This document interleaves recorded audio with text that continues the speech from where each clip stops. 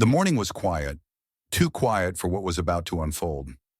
At a private airport terminal, Darius Coleman, one of the most powerful CEOs in the aviation industry, walked calmly toward his own jet. No cameras, no entourage, no performance. Just a man in a gray tailored suit, carrying the weight of decades of triumphs, betrayals, and silent wars. He wasn't here for spectacle. He wasn't here to remind anyone of his power. He simply wanted to board his jet, take off for a high-stakes meeting, and move forward. But then it happened. A young airline supervisor, clipboard in hand, stepped into his path. "You can't board this jet," he said flatly. "This aircraft isn't available to the public." Darius's expression didn't flinch. He didn't need to. What the supervisor didn't know, what the guards, the staff, and even the executive board hadn't realized, was that they were speaking to the owner of the entire operation. And what followed would not just shake the airport, it would shut down an entire airline in less than 10 minutes. Before we dive into this extraordinary story of quiet vengeance and corporate justice, comment where you're watching from, and don't forget to subscribe so you won't miss the latest stories. Ban ko mon viet tiep fan tiep theokong. The runway shimmered under the morning sun, a faint mirage forming on the horizon. It was the kind of day that should have promised nothing but ease, efficiency, and control, just the way Darius Coleman preferred it. But power doesn't always wear a badge, and respect, as he was about to be reminded, doesn't always come packaged with titles. As Darius approached the Gulfstream G700, its gleaming body perfectly polished, his mind was already miles away, in the boardroom of a global merger meeting scheduled just hours later. He was mentally aligning key market data points, revisiting acquisition terms, and fine-tuning strategic talking points. But those thoughts evaporated the second the young man stepped in front of him. "Sir, this is a private aircraft," the man said, clipboard clutched like a shield. Darius tilted his head, one eyebrow slightly raised. "I'm aware." "You'll need to clear proper channels," the young supervisor pressed. His name badge read Brent. His tone was casual, almost bored, as if turning people away from jets was part of the daily routine. "We don't allow unscheduled personnel near this runway." Darius could feel it, the subtle shift in energy. His assistant, Marcus, who had been silently following behind, stepped up and calmly produced the flight manifest, authorization codes, and an official clearance email from Ascendare itself. Every protocol had been followed, every I dotted, every T crossed. Brent didn't even glance at it. "I don't care who you say you are," he said with a shrug. "No ID, no boarding." The arrogance wasn't loud. It was worse. It was casual, practiced. This wasn't a man standing up for rules. This was a man convinced he knew what someone in control looked like, and clearly in his eyes, Darius didn't fit the mold. For a long moment, Darius just stood there, letting the silence settle between them like ash. His face remained unreadable, but Marcus shifted uncomfortably, sensing the gravity of what was unfolding. "Sir, should I call ahead? Maybe—" "No," Darius interrupted gently. "Let's give them this moment." And he meant it, because this wasn't the first time.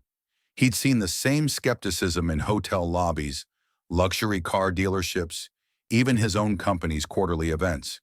He was no stranger to being questioned, overlooked, assumed to be less than he was. What Brent didn't realize, what none of them realized, was that this wasn't about a seat on a jet. This was about judgment.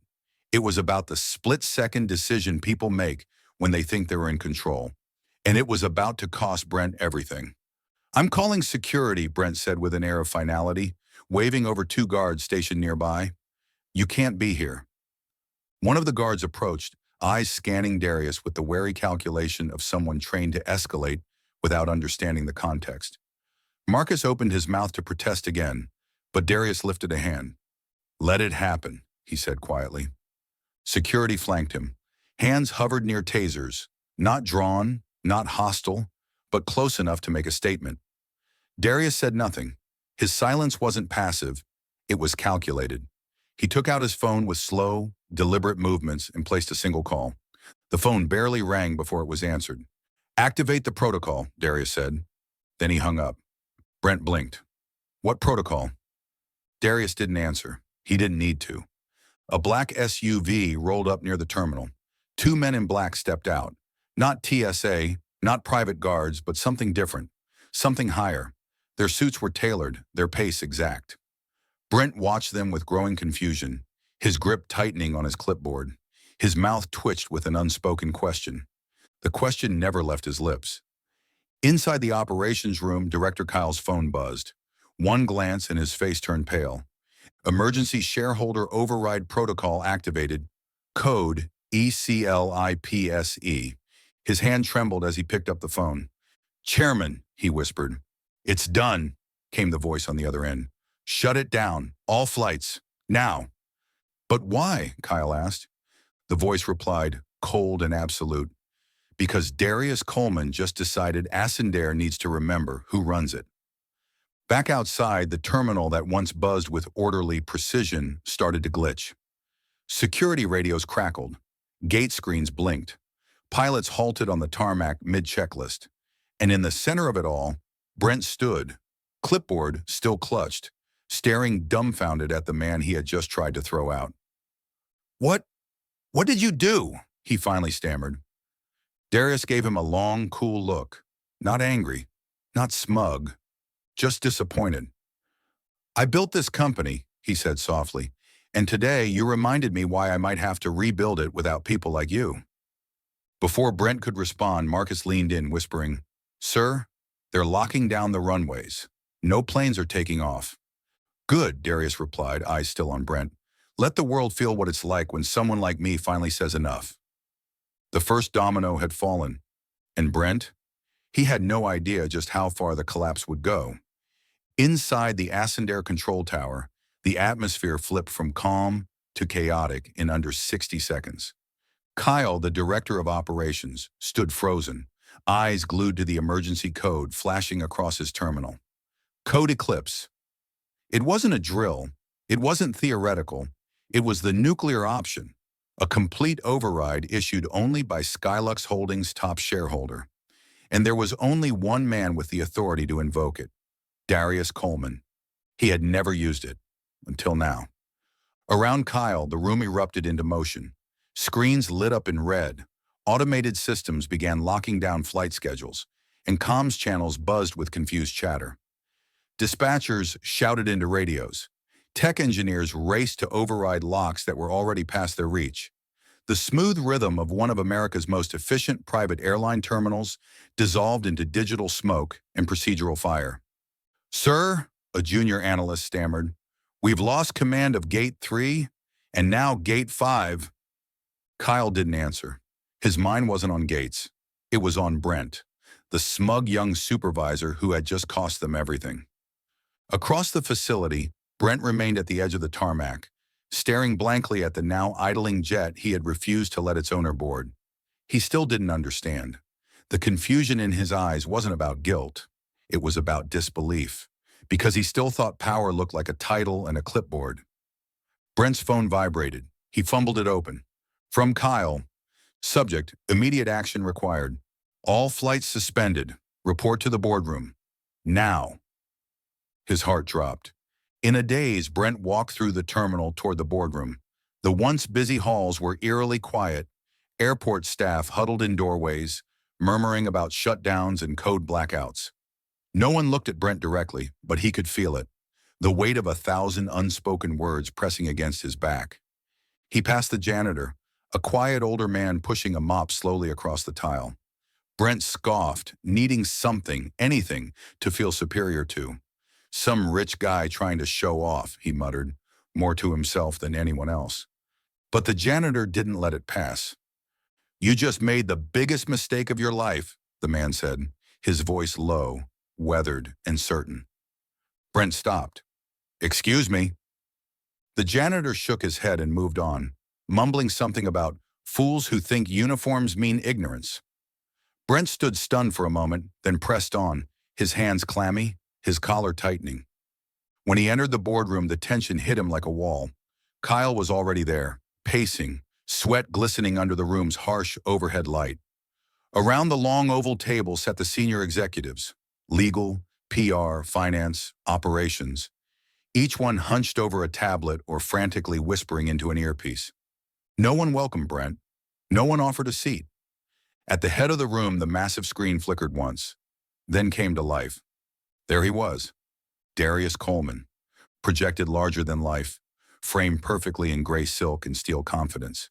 His eyes were level, his jaw locked. The room went deathly still. "Gentlemen," he said, his voice smooth but coiled like a whip, "let's talk about accountability."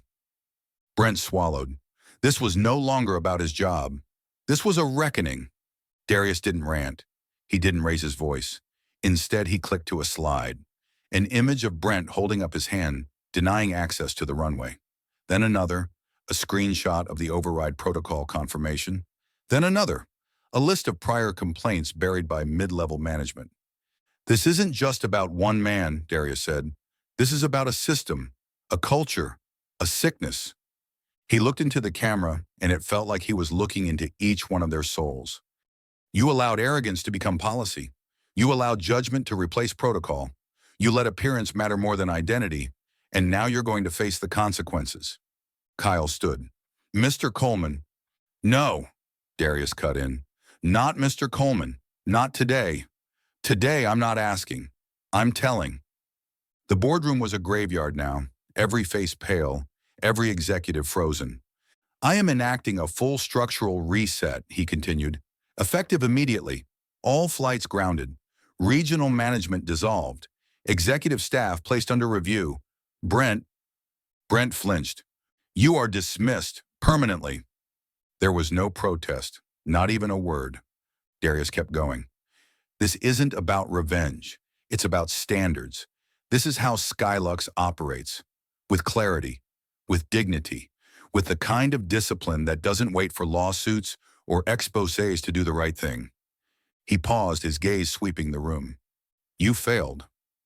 And because of that failure, we rebuild." The screen went black. Brent stared at the empty monitor, heart hammering in his chest. No one moved. No one defended him. Not even Kyle. Finally, a quiet voice spoke from the far end of the room. Legal counsel. "We're going to need a full review of hiring protocols." Someone else muttered, "And an apology statement?" But Brent knew it was over. Outside, Darius stood at the edge of the lot. His car was waiting. The sky was clear. The jet still sat silent on the tarmac. But it didn't matter anymore. He hadn't lost the flight. He had taken the entire company airborne, with him in the pilot's seat. As Brent was escorted out of the boardroom, he didn't even try to protest. The silence that trailed behind him wasn't just awkward. It was damning. Not a single colleague stood to vouch for him. Not a single glance from the others carried sympathy. Only the cold, collective realization that the very foundation of their corporate culture had cracked beneath their feet. Inside the executive wing, Darius's words still hung in the air, like smoke from a fire that had only just started. Kyle sat at the head of the table, visibly shaken, one hand gripping his tablet like a lifeline. The directors exchanged glances, some angry, some fearful, some humbled. But none dared to challenge what had just occurred. The structure of Ascendare had been irreversibly altered, and with every moment, the extent of Darius's influence was becoming clearer. In the hallway, word spread fast.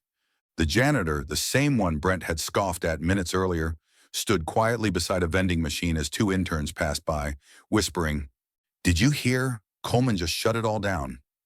No flights, no exec team. It's like a reboot. Brent? Gone." Down in the employee break room, a handful of maintenance workers huddled around a cracked tablet, re-watching the live feed of Darius's announcement. One of them, a mechanic named Javier, shook his head. "Man shut down a whole airline without raising his voice," he said, awed. "That's not power. That's control." Meanwhile, at ground level, air traffic controllers halted all outgoing flights.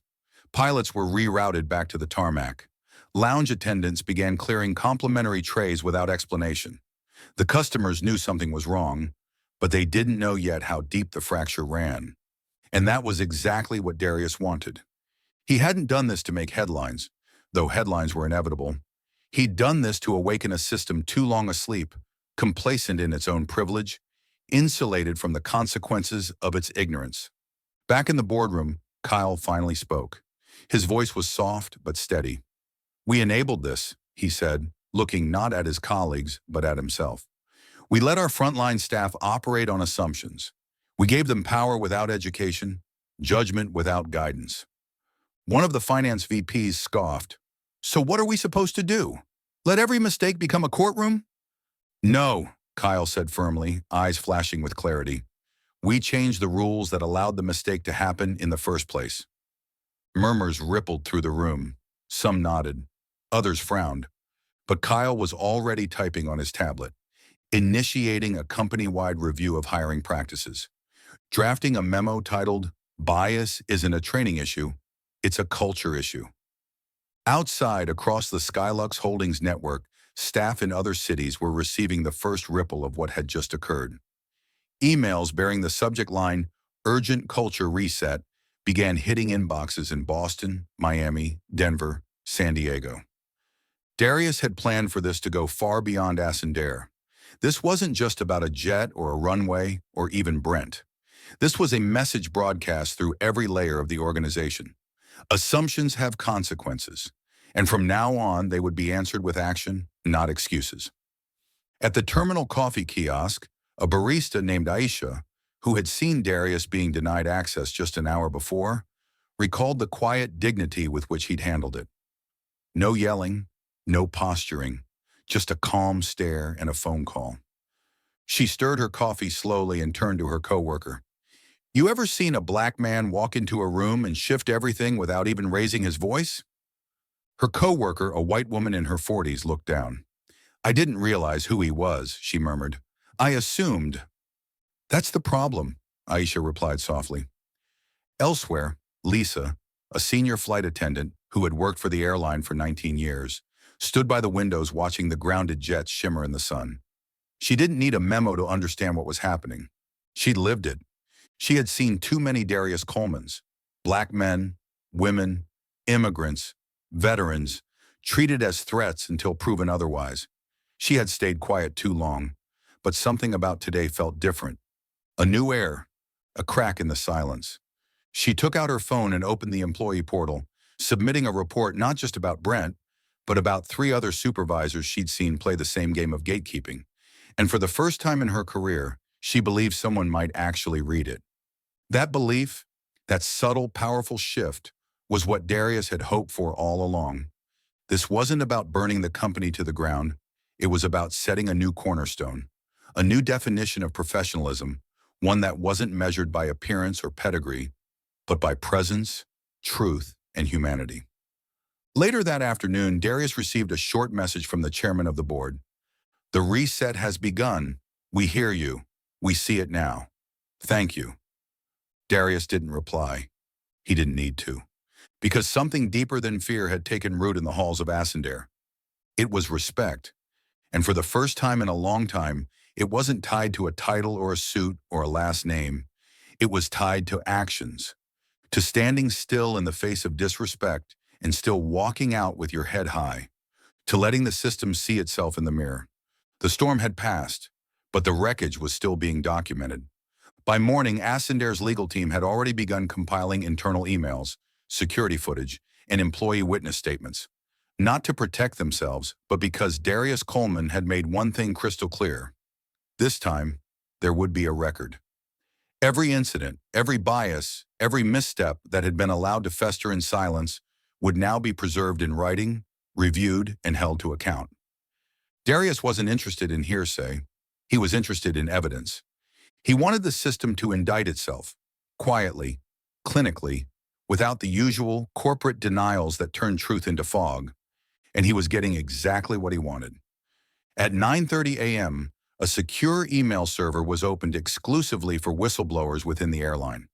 Within the first hour, 48 messages had been submitted. By noon, the number had tripled. The most chilling thing wasn't just the content, it was the pattern. Passengers consistently profiled. Black and brown employees passed over for promotions. Female pilots questioned more than their male counterparts. Gate agents making decisions based on appearances, not credentials. Darius had known about the culture, of course. That was why he'd stayed a silent partner in the company for so long, watching, logging, preparing. But now that the world was watching too, He was ready to expose the depth of what had been tolerated for far too long. In a side conference room adjacent to the board suite, Kyle, the director of operations, was now sitting with HR, compliance officers, and 3 internal investigators. The screen before them played back the terminal footage of that fateful morning. There was Brent, there was the jet, and there was Darius, standing calm and composed while being told he had no right to board his own aircraft.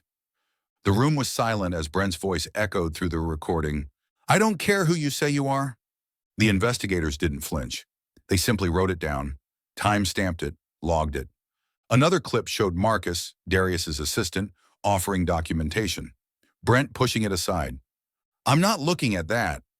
Another note, another timestamp, another piece of evidence.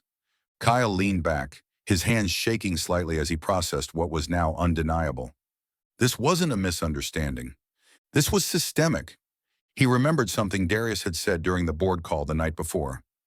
The problem isn't just individuals, it's the conditions that protect them. Kyle hadn't understood it at first, but watching Brent's dismissal of protocol now, layered against months of internal complaints he had once ignored, he finally got it. Culture isn't what you say in mission statements. Culture is what you tolerate, and they had tolerated too much. Elsewhere in the building, Lionel James, Darius's trusted advisor and newly appointed head of cultural transformation, was walking floor to floor, holding quiet, one-on-one interviews with frontline staff. No clipboard, no cameras. Just a calm voice asking one question: "Have you ever been made to feel small here?" He didn't have to push. Stories spilled out like floodwater. A black flight attendant whose accent had drawn ridicule from a regional manager. An Asian customer service agent told she didn't smile enough for passengers. A young gay baggage handler whose schedule had mysteriously shifted every time he spoke up about safety concerns. These stories hadn't been told before, but now they were being written down, verified, logged, and soon they would be addressed. Back in Darius's temporary war room at Skylux Holdings headquarters, his team was already compiling everything. The recordings, the statements, the emails. They were sorting them into categories: first, policy failures; second, managerial bias; third, retaliation; fourth, bystander silence. It wasn't just about punishing people. It was about creating a permanent record of how the culture had gone wrong and how it would never be allowed to again. Darius paced slowly near the window, reviewing each folder as it came in. He didn't speak much, didn't react, but his eyes lingered on every paragraph like he was engraving them into memory. Marcus, his assistant, approached hesitantly. "Sir, one of the interns asked if you wanted to give a public address. Press is waiting. All the majors, CNN, Bloomberg, The Times." Darius didn't turn around. "Do they want a statement?" he asked.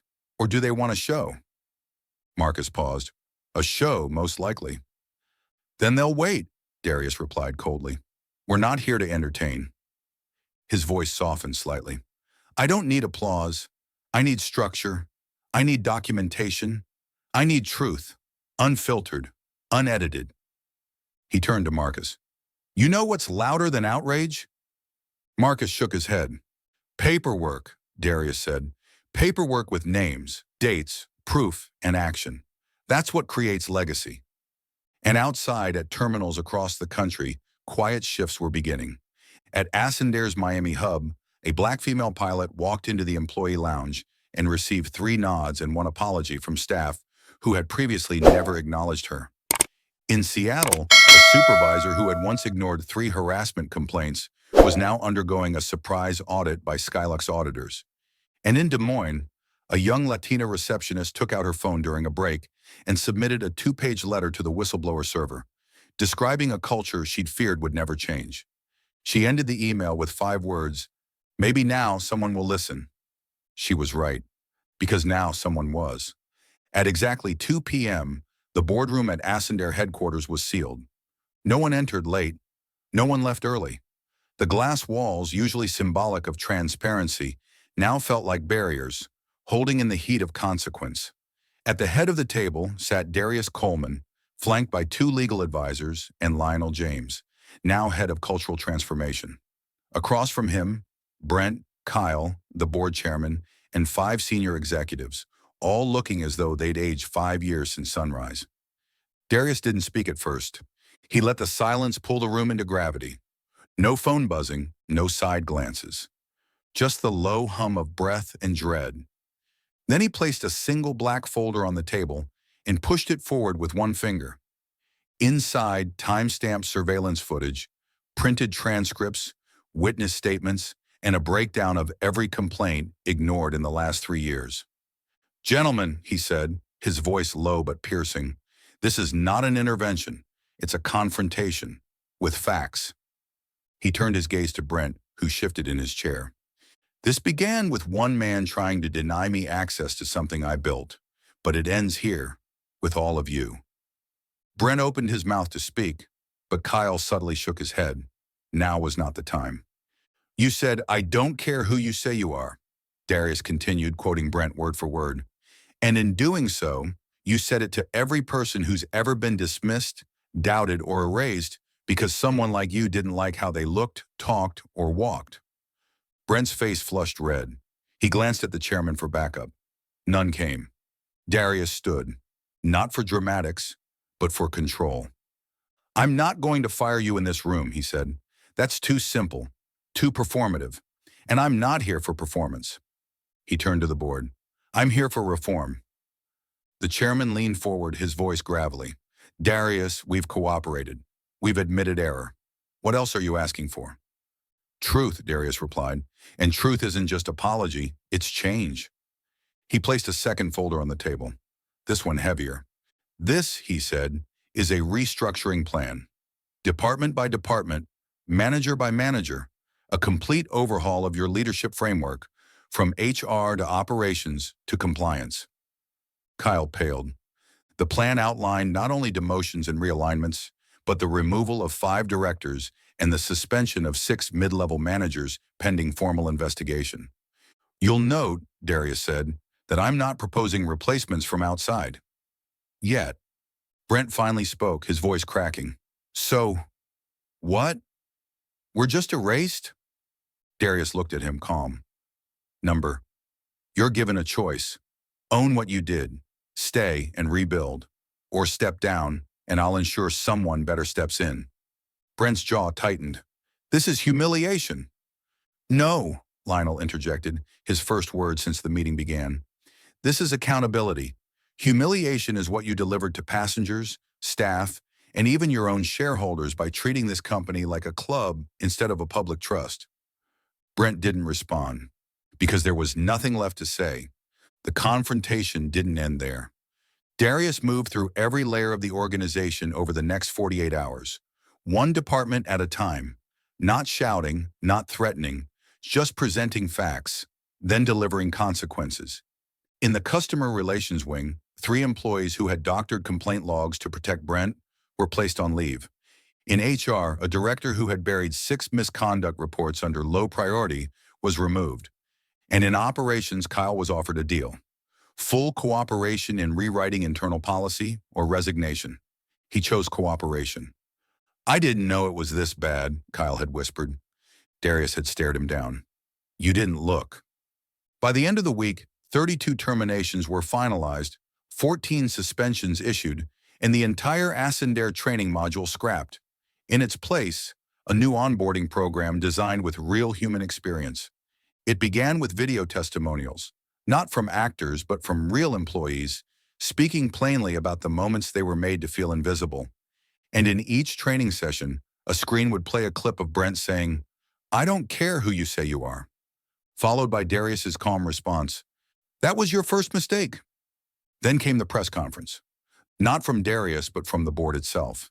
They stood together, tight ties, nervous hands, and announced the full cooperation with Skylux Holdings in overhauling their entire corporate culture. Brent was notably absent. Reporters asked, "Where is the man at the center of this?" Darius replied from the back row, not the stage. "He's where he should be, quiet." The room went still, not with shock, with respect, because Darius hadn't raged, he had reorganized, and everyone felt it. But even victory has weight. That night, alone in his office, Darius watched the city lights flicker. He hadn't smiled once. Not when the votes passed. Not when the press praised him. Not even when the chairman of the board said, "You were right." Because this wasn't about winning. It was about remembering why he had to fight it all. Because even now, with all his power, he still had to walk into buildings and prove who he was. But not forever. He was changing that, one confrontation at a time. And this was just the first. The next morning, Ascender's headquarters was eerily still. No laughter from the lobby, no confident heels clicking across marble. Just silence. The kind that creeps through hallways after something irreversible has happened. The building looked the same, but it wasn't. It had become a shell echoing with uncertainty, a monument to what happens when unchecked arrogance meets unshakable integrity. Overnight, the internal system had changed. New access controls, security passes revoked, entire departments disabled from logging in. At 8:01 a.m., the email landed. Subject, executive termination confirmations, effective immediately. A list of names followed. 6 vice presidents, 3 regional managers, 2 board consultants, and Brent, all gone. Attached was a memo signed by Darius himself. No legalese, no fluff. Just a few direct lines. Accountability is not a one-time action. It's a system. We build it from the ground up, or we burn the old one down. Today, we do both. By 8:30, the building began to tremble. Not physically, but spiritually. The untouchables had been touched. The system that once protected mediocrity was bleeding from every edge. The media coverage exploded. CEO Darius Coleman reshapes airline industry overnight. Ascender leadership purged after historic power move. Quiet power, how a black CEO toppled corporate arrogance without a word raised. The networks didn't know how to frame it. Was it scandal? Was it justice? Was it both? But for the employees still showing up, those who hadn't been dismissed, the message was clear. Change was no longer a proposal, it was a policy. In the 21st floor conference room, Lionel James conducted back-to-back interviews with survivors of the restructuring. Not survivors of layoffs, but survivors of silence. Customer service agents who had been ignored. Pilots passed over for promotion despite spotless records. Black, brown, Asian, queer, immigrant, voices that had been filtered out for years. They came in unsure, sat down, offered cautious stories. But when they realized they were actually being listened to, really listened to, something cracked. They didn't cry. They testified. A woman from the complaints department revealed how she'd been told to not escalate racial issues unless it gets public. A veteran pilot confessed that he'd heard his name followed by the words, "not polished enough for front-facing routes." Lionel took it all in, one note at a time. By mid-afternoon, he had 147 written statements. He delivered them to Darius in a sealed envelope with one sentence scribbled on the front. "We knew. We just weren't allowed to speak." Downstairs, Kyle was rebuilding operations from scratch. The old chain of command was dead. He now reported directly to Darius, and that alone kept him sharp. No more backdoor decisions. No more protecting incompetence because of politics. It was clean now. Fast. Darius's restructuring plan required a new accountability officer in every department, someone whose job wasn't to lead, but to witness. Witness the conversations, witness the behavior, witness the bias, every meeting, every transaction, every protocol. Not to police, Darius had said, but to remind you someone is always watching now, and it won't be HR after the fact. The message had landed. No one dared pretend anymore. And what of Brent? He didn't disappear entirely. By Thursday, screenshots of his now deactivated LinkedIn page began circulating on social media. Someone leaked his final Slack message, "Apparently being careful gets you fired now. Cool." The comments were brutal, but Darius didn't respond. He didn't retweet. He didn't gloat. Because this wasn't about Brent. It never had been. It was about the system that created a Brent. And that system was now in ruins. At 5 p.m., Darius stood by the massive window of his corner office. The sun was dipping behind the skyline, casting long shadows over the city. In the distance, Ascender planes lined the runways. Still grounded, still waiting. He hadn't authorized takeoff. Not yet. The fleet remained still until every line of protocol was rewritten. He watched as one engineer examined a landing gear panel, as another crew debriefed silently by the terminal, as a new flight attendant fidgeted nervously by the jet bridge. It was all familiar, all fragile, all finally ready for rebirth. Behind him, Lionel entered the office. "They've started calling you the Quiet Sword," he said. Darius turned, amused. "They always need a label." "You're not upset?" "I'm not here to be liked." "Then why are you here?" Darius looked at the wall. A framed photo of his father hung there. The man who taught him that power isn't how loud you speak, but how clean your ledger is when you leave the room. "To break the machine," Darius answered, "and build one that doesn't eat its own people." Lionel nodded. Then he stepped forward and handed Darius a single-page memo. Recommended, Ascendare Division renaming. At the top, Nova Air. Beneath it, a tagline, "We rise right." Darius read it once, then folded the paper and slipped it into his blazer pocket. "Tell the team," he said, "we take off next week." And just like that, the old empire was no more. The sun had barely risen over the horizon when the first Nova Air jet rolled onto the tarmac. Its sleek fuselage, wrapped in a minimalist design of matte black and gold accents, shimmered like a declaration. This was not a rebranding. This was a resurrection. Inside the newly minted Nova Air headquarters, a building once covered in the cold gloss of Ascendare's bureaucratic indifference, everything had changed. The signage had been swapped. The tone had shifted. But most importantly, the culture was no longer recognizable. Every floor now bore quiet reminders of what Nova Air stood for. Service is not a smile, it's a standard. We fly with dignity. Power is silent, respect is loud. And at the center of it all stood Darius Coleman, not as a figurehead, not as a myth, but as a working leader. At 8 a.m. sharp, he stepped into the main auditorium. No red carpet, no teleprompter. Just 300 employees seated in rows, waiting, uncertain what this moment would bring. He wore no tie, no watch, no corporate armor, just a tailored dark gray shirt and slacks, his sleeves rolled to the forearms. He looked like a man about to build something with his hands. He stood behind a simple wooden podium. No PowerPoint, no CEO jargon, just this. "I want to welcome you," he said, his voice calm, steady. "Not to a job, but to a promise." The room went still. "This company you're now part of," he continued, "was born from a moment of disrespect. It could have died there. But we chose something else. We chose to rise, not as a reaction, but as a model." He paused. "We won't be perfect. We will make mistakes. But there will be no more silence around those mistakes. There will be no tolerance for arrogance disguised as competence. No reward for ladder kicking. No promotions for theater." A murmur ran through the room, not of dissent, but of something older. Recognition. Darius nodded once. "We rise right," he said, "or we don't rise at all." And then he walked off the stage. No applause, just silence, the kind that follows truth. By noon, every department had begun onboarding anew. Each team wasn't just handed a manual, they were handed real case studies, past mistakes, misjudged customers, lost pilots, ignored staff, real stories, and beside each one a section titled, "What Should Have Happened." People read with wide eyes. Some cried, others sat motionless, caught between shame and revelation.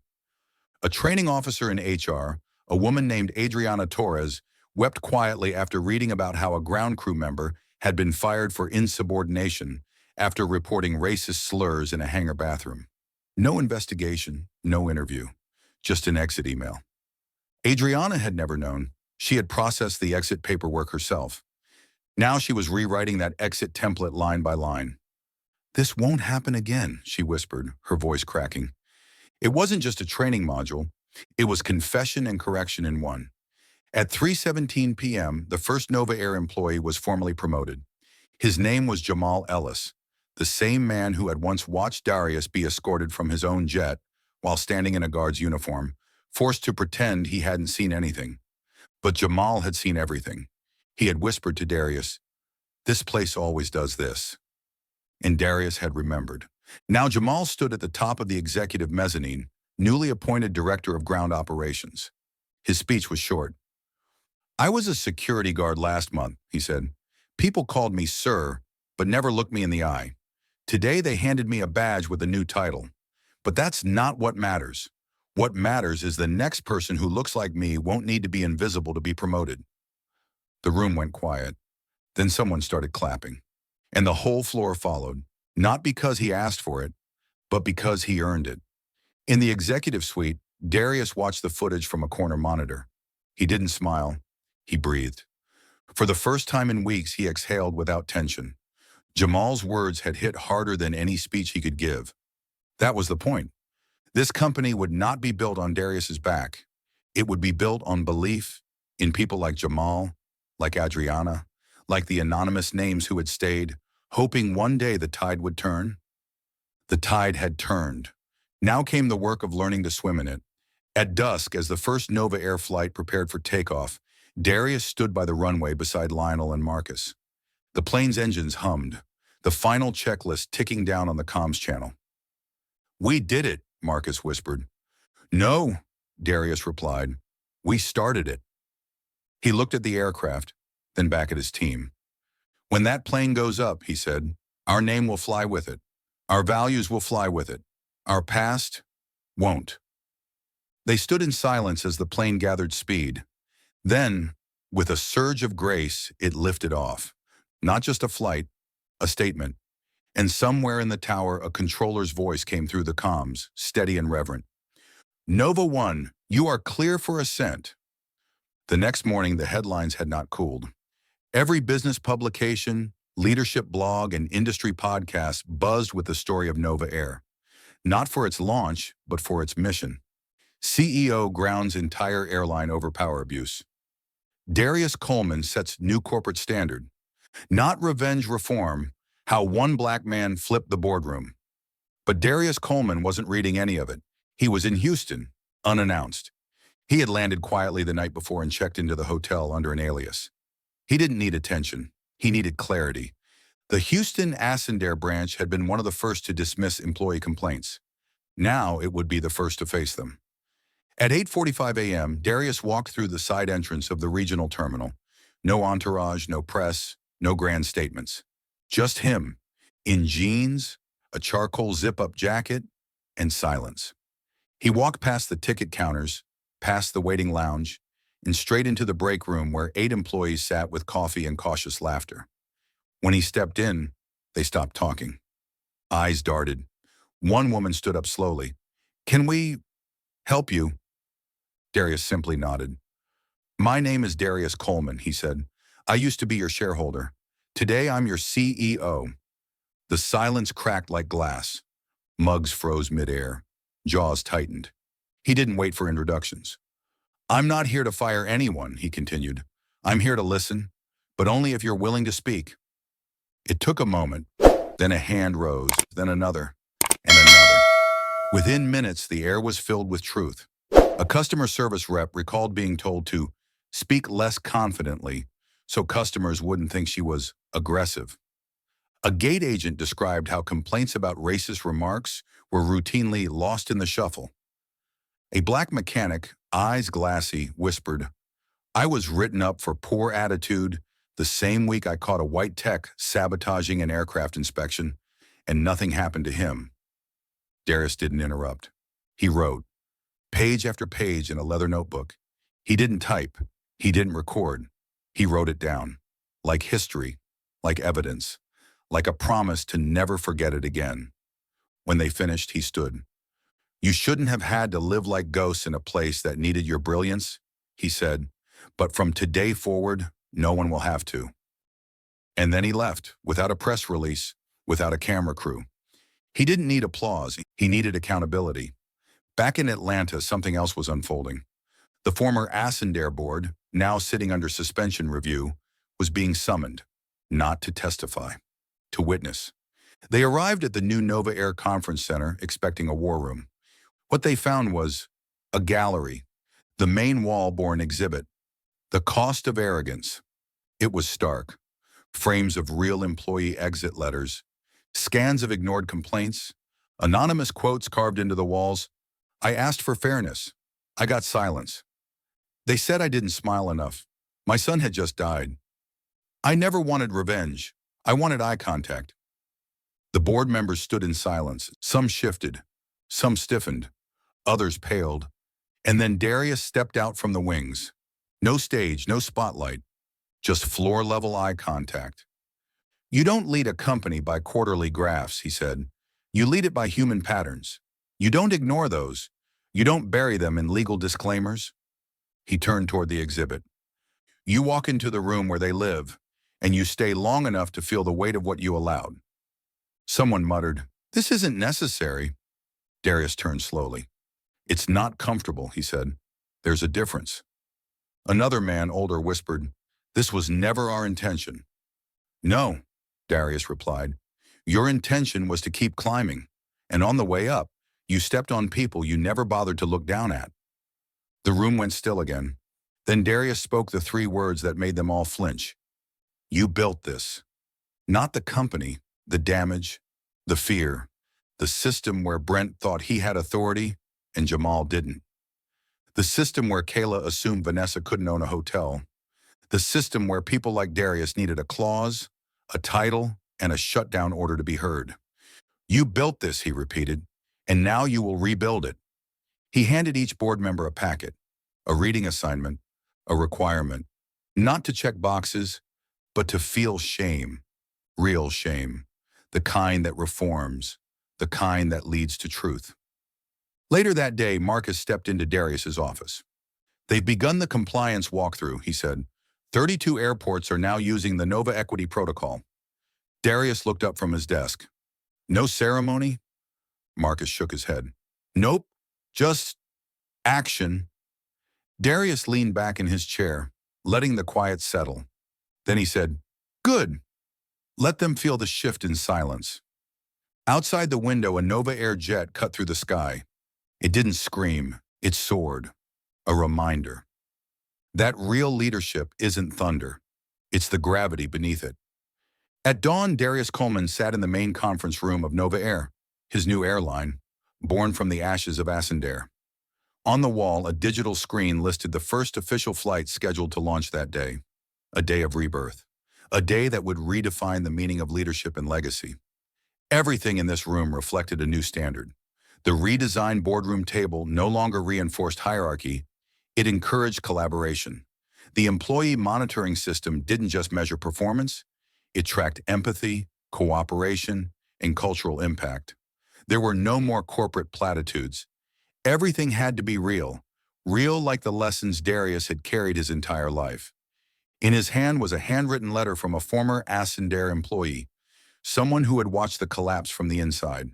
"I used to think power belonged to the loudest voice," it read in trembling cursive. "But you showed me that the strongest power is the kind that doesn't have to shout to change everything." Darius folded the letter and tucked it into his breast pocket. It wasn't a trophy, it was a reminder. On the central screen, news anchors were covering the historic launch of Nova Air. But Darius didn't care about the press. He didn't need a media team spinning stories of redemption. He wasn't here for applause. He was here to rebuild a culture from the ground up. Brent, the arrogant young supervisor who had once blocked Darius from boarding his own jet, was now long gone. Not fired in a spectacle, not dragged through headlines, simply removed from a system he was never equipped to understand. This wasn't punishment, it was consequence. At Ascender's former headquarters, old logos were being taken down. On the glass doors, Nova Air's emblem began to replace the past. But Darius knew branding was surface. Real change lived behind the glass. In every policy, every voice heard, every assumption challenged. He stepped onto the tarmac, joining the new employees of Nova Air. People not hired solely for their resumes, but for their resilience. A woman of color once demoted for speaking up. A gay man overlooked for leadership because he didn't fit the brand. They weren't just survivors now. They were leaders. "Mr. Coleman, it's time," Alex, the young pilot Darius had personally retained, called out. The aircraft, tail-marked NC-001, stood gleaming on the runway, ready to take off. Darius nodded but didn't board immediately. Instead, he turned to his team. Today, he said, voice firm, low, resolute, we're not just taking off from a runway. We're lifting off from the weight of doubt, from inherited. The team stood still. Some blinked back tears, not from sadness, but from finally seeing themselves in a dream they were now part of. Darius climbed aboard. The cabin doors sealed shut. The engine roared. The jet slid forward and cut through the runway with quiet purpose. From the cockpit, he watched the ground shrink beneath him. Buildings that had once tried to box him in now looked small from this height. He didn't knock on their doors anymore. He built new ones. And the message he left behind? It didn't need to be carved in stone or chiseled onto plaques. It lived in the way Nova Air employees greeted passengers, in how they looked past appearances, in how they never again confused humility for weakness. You don't need to raise your voice to be heard, Darius had once said. You just have to know who you are and walk like the world was built to make room for you, not push you out. Nova Air had taken off, but the real flight, the one that would ripple through boardrooms, hiring practices, and leadership seminars for years to come, was the quiet revolution that Darius Coleman had launched. Don't forget to subscribe and hit the notification bell to catch more stories of power, truth, and the quiet leaders who refuse to be erased. Thanks for watching, and see you in the next journey.